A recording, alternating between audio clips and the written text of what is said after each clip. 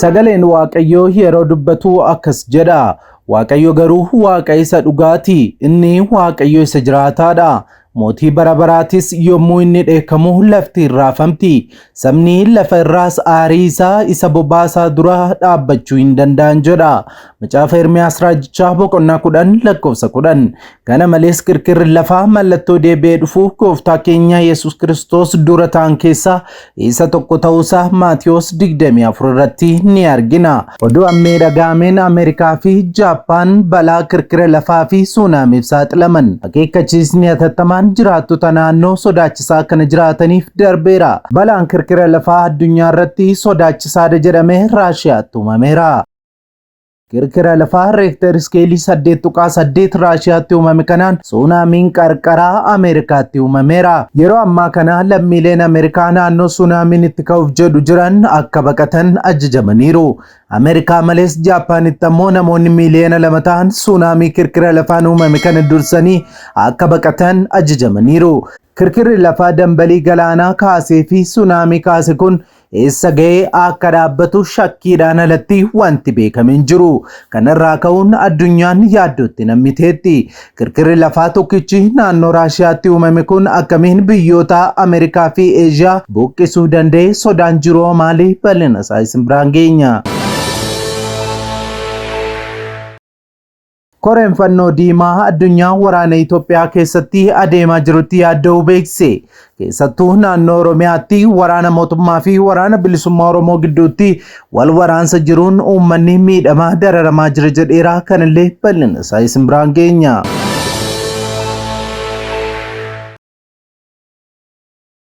Nagaa faraarri Waaqayyoo bakka jirtanitti hunduma keessaniif haa baay'atu. Akkam jirtu daawwattoota Kiristiyaan Miidiyaa. Odeessa wayitaawaa yeroo kanaaf isiniif qindeeffannee isin biraan ga'uuf qabannee dhiyaanneerra hamma xumura qophii keenyaatti nu wajjin turaan affeerraa keenya. Yeroo jalqabaaf gara chaanaalii keenyaatti kan dabalamtan subscribe gochuun mallattoo beelii sana fuulduratti isinii dhufu haala tokko tokkoon ol kan jettu rakkaa addaa like share godhaa. Yaada keessan saanduqa yaadaa keessatti nu qoodaa. Kallattiin gara oduu keenyaa ammeetti wal wajjin haa dabarru.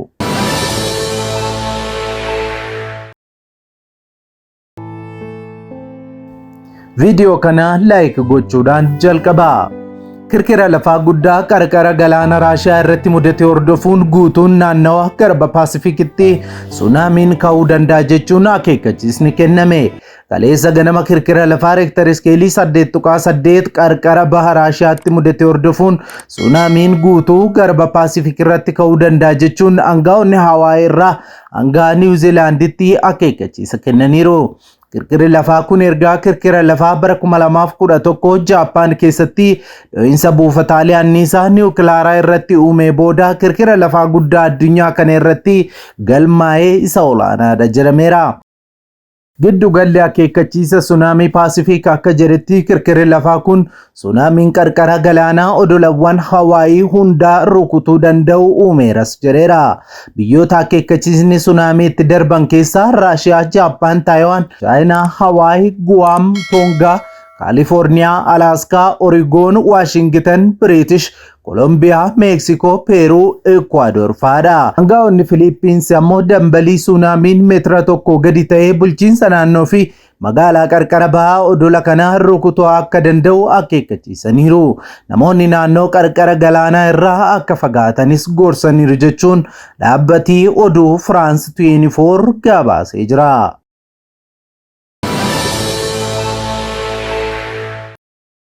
Odeessa keenyatti aanutti yeroo darbinu Koreen fannoo diimaa idil addunyaa walitti bu'insi naannoo Oromiyaa keessatti adeemaa jiru lammiilee nagaa irratti rakkoo hamaa fidaa jiraachuu beekse. Koreen kun ibsa kamisaa adoolessa 31 2025 baaseen lolaa humnoota mootummaa fi waraana bilisummaa Oromoo gidduutti naannoo Oromiyaa keessatti adeemsifamaa jiruun lubbuun namoota nagaa irratti dhiibbaa guddaa geessisaa jiraachuu ibseera. Waraanni bilisummaa Oromoo kan mootummaan shanee jedhee waamu waggoottan 6 darbaniif loltoota mootummaa naannicha keessa jiran waliin lolatti jira. Gareen hidhattoota godinaalee lixaa fi kibbaa Oromiyaa keessatti bal'inaan socho'u kun yeroo baay'ee ajjeechaa namoota nagaa fi qondaalota naannoo irraa qooda qaba. Waraanni bilisummaa Oromoo garee adda bilisummaa Oromoo ABO'rraa adda ba'uun qabsoo hidhannootti cichuu hordofee mana maree bakka bu'oota uummataa Itoophiyaatiin garee shororkeessaa jedhamee labsameera. Koreen fannoo diimaa Addunyaan walitti bu'iinsi naannoo Oromiyaa keessatti adeemsifamaa jiru jiraattonni tajaajila fayyaa fi bu'uura biroo argachuuf naannicha keessatti akka hin sochoone balaa guddaa itti uumuu ibseera. Wallabdeen naannoo Oromiyaatti deemaa jiru hawaasa hedduu irraa keessumaa naannoo magaalaa irraa ummata fagoo jirurraa miidhaa guddaa geessiseera jira.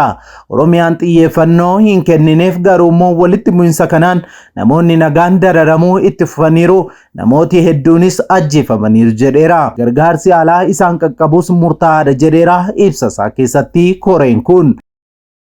Dhaabbatichi godina Wallagga Lixaa gandaa Armaa Guunfii jedhamtu keessatti dubartii ulfaa hordoffiidhaaf dabaree eeggattu dubbisee kenniinsi tajaajila fayyaa naannicha keessatti hangam takka sadarkaa hamaarra akka jiru hubachiisaa jedhees jira gabaasa isaa keessatti. Waggoottan darban hanqina tajaajila fayyaa irraa kan ka'e hedduu miidhamne dubartoonni ulfaa hedduun hanqina qorichaaf tajaajila fayyaa irraa kan ka'e ganda keenyatti du'aniiru jechuun dhaabbatichi gabaasee jira. Daayirektarri giddugala fayyaa Armaa Guunfii obbo Gammachiisaa Imaanaa giddugalli isaanii sababa walitti bu'iinsa naannoo isaanii tureef waggaa tokkoo fi ji'a 11 cuufamee akka ture dubbataniiru. Sababa kanatti hawaasni naannichaa rakkoo fayyaa hedduun qabameera. Dubartoonni ulfaa hamma dandeenyu lubbuu isaanii baraaruuf gaarii harreetti feene gara hospitaala Begiitti ergaa turreerra jedhee jira. Arpiitaa Mitraa hojjettuu dhaabbata fannoo diimaa Addunyaa yoo taatu ji'oota 18 darban godina Wallagga Lixaa fi Qeellam Wallaggaa keessatti hawaasa jiraatu waliin hojjetti.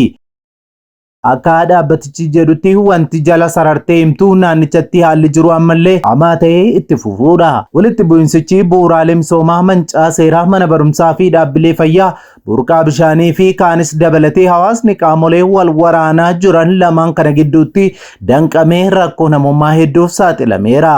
Koreen fannoo diimaa Addunyaa naannolee waraanaan miidhaman kana keessatti keessumaa wallaansa haadholii ulfaa fi daa'imman irratti xiyyeeffachuun tajaajilli akka itti fufu gochuus gabaaseera. Deeggarsa kennaa jiruunis ammatti guyyaatti namoota 100 ol wallaansa akka argatan gochuus ibsee jira. Addatti ammoo naannoo Oromiyaa bakka hidhattoonni fannoo keessa socho'an kanneen akka Wallagga Bahaa, Horroo Guduruu Wallaggaa fi Shawaa Lixaa rakkoon hawaasni keessa jiru dachaa ta'uu kanaan dura BBC'n gabaasee ture. Waraanni bilisummaa Oromoo fi mootummaan Itoophiyaa dhibdee jiru karaa nagaan xumuruuf ammaan dura mariin gidduu seentummaa qaamolee adda addaan gaggeeffamaa ture sadarkaa abdachiisaarra ga'us itoo hin milkaa'in hafuun isaanii yaadatama. Gareewwan hidhatanii naannoowwan Amaaraa fi Oromiyaa keessa socho'an mootummaa waliin mari'achuuf qophii ta'an deeggaruufis qophiidha jedhan. Kanaan dura karaa adda addaan sagantaa adeemsa koomishinii hidhannoo hiikkachiisuuf haaromsuuf DDR jedhamuun akkasumas naannolee walitti bu'iinsaan miidhaman deebisanii ijaaruuf oolu maallaqa doolaara miiliyoona 16.4 deeggarsa taasisuu isaanii ni yaadatama.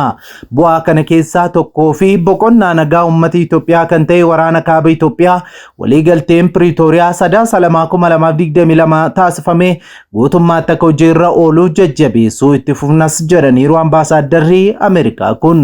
Qooda fudhattoonni biyya keessaas ta'ee alaa dubbii qoodinsaa fi jibbinsa babal'isanirraa of qusatanii nageenyaa fi dinagdee biyyattii ijaaruu keessatti gahee isaanii akka ba'anii fi kanneen sababa kanaan miidhaman deeggaruu fi gara qe'ee irraa buqqaafamaniitti akka deebi'aniifis deeggaruu ibsee jira.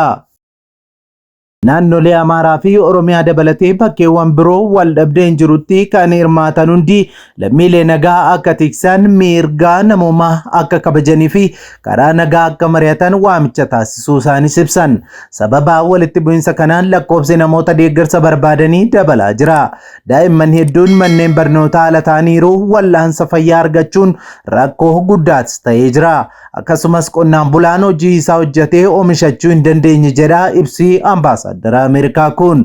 Hojiin seera maleessummaa babal'achuu fi kanneen akka albuuda seeraan ala baasuu fi bosona ciruu dabalatee qabeenyi biyyattii fi dhaloota egeree fayyaduu walitti bu'iinsaa waliin miidhaa geessisaa jiras jedheera. Kun kan furamuu danda'u nagaa waaraa fiduu qofaanis jedhee jira. Rakkoo waldhabdeen kun fide gara biraan ammoo yakkii fi buutamuun dabaluun isaa yoo ta'u, kunis nageenyi dhabamuu qofaa utuu hin taane guddinaaf dinagdee akkasumas kenniinsa gargaarsaalee kan gufachiisu akka ta'e ibsameera. bara 2024 keessa yoo xinnaate hojjettoonni gargaarsaa 8 kan ajjeefaman yoo ta'u kana keessaa 6 naannoo Amaaraa keessatti ajjeefaman. Ameerikaan akka michuu Itoophiyaatti tasgabbii fi nageenya waaraa lammiilee akka mirkanaa'uuf tumsa taasistuu daran kan cimsitu ta'us eerameera.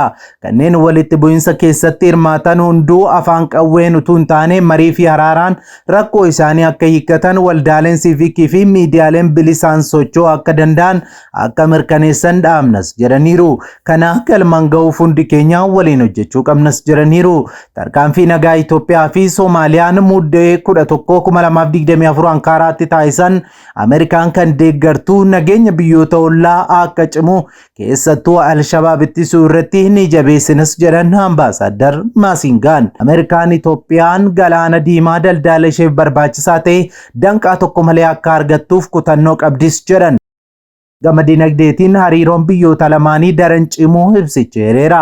Keessumaa daldalli damee dhuunfaa Ameerikaa waliin taasifamee gahee olaanaa taphateera.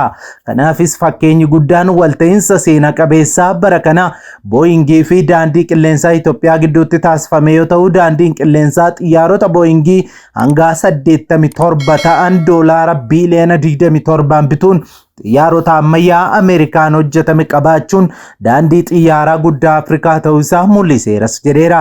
Kana malees deeggarsi dhaabbilee akka USAID fi ministeera qonnaa gidduutti taasifamu bara 2024 qonnaan bultoonni bunaa qulqullina olaanaa qabuu fi gatii gaarii argamsiisuun jireenya lammiilee Itoophiyaa miiliyoonaan lakkaa'aman akka fooyya'u taasisuu danda'eeras jedheera. Bara 2025 kanatti oomishni bunaa fi alergii caalaatti dabalee guddinni dabalataa akka argamu waliin hojjannas jedhe ture. IMF fi Baankii Addunyaa dabalatee mootummaa Itoophiyaa fi michoota idil addunyaa waliin ta'uun fooyya'insa dinagdee biyyattiin barbaaddu jalqabuun damee dinagdee ishee keessatti humna dabalataa horachuuf tattaaffii taasifamus ni mul'isas jedhee jira. Kanaanis investimentii fi alergii jajjabeessuu damee baankii cimsuu fi waltajjii daldalaa sadarkaa olaanaatti taasifamu irratti waloon kan hojjetan akka ta'e Ambaasaaddarri Ameerikaa Mesfingutu eeraniiru. Kana malees deeggarsa adda addaa gama barnootaaf leenjiin kunuunsa aadaa fi eegumsa fayyaan hojjetan boonsaa ta'uu fi ammas naannolee walitti bu'insaan miidhamaniif tajaajila eegumsa fayyaa deebisuuf tumsa guddaa gochuuf qophii ta'us himamee jira. Itoophiyaan da'oo baqattootaa fi koolugaltoota naannoo keessummeessuuf bara 2024tti Ameerikaan deeggarsa doolaara miiliyoona 100 fi miiliyoona 50 ol kennuufiif kan fuuldurattis itti fuftu ta'uu ibsicha keessatti eerameera.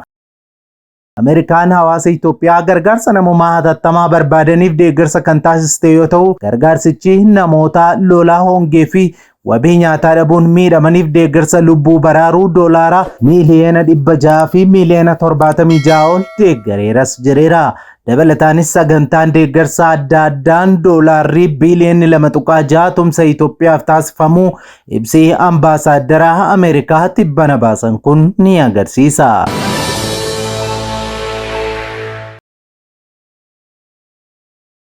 Egaan daawwattoota Kiristiyaan Miidiyaa odeessii wayitaawanii yeroo kanaaf siniif qindeeffannee kanneen hanga ammaatti daawwattanidha. Waan daawwattaniif ulfaadhaa jechaa qophii keenya walakkaatti kan nutti dabalamtan subscribe gochuun mallattoo beelii sana fuulduratti sinii dhufus haala tokko tuquun ol kan jettu rakkaadhaa like share godha yaada keessan saanduqa yaadaa keessatti nuu qooda. Sa'aatotaan booda odeeffannoo haaraa fi wayitaawaa gara birootiin hanga deebinee ol arginutti turtii gaarii siniif haa ta'u nagaan tura.